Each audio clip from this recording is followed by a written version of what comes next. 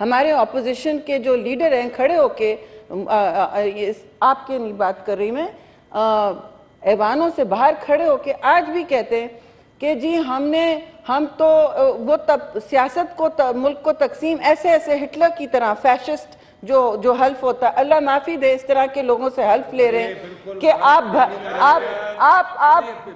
नहीं, आप चलिए नहीं, वो कर रहे हैं, तस्वीरें आई हैं जी, तस्वीरें आई हैं। Leader of the opposition please complete करने दें सर। जवाब दे दीजिए। नहीं आपको उस बात नो आप कर रहे हैं ये अभी थोड़ी इनको कंप्लीट करने।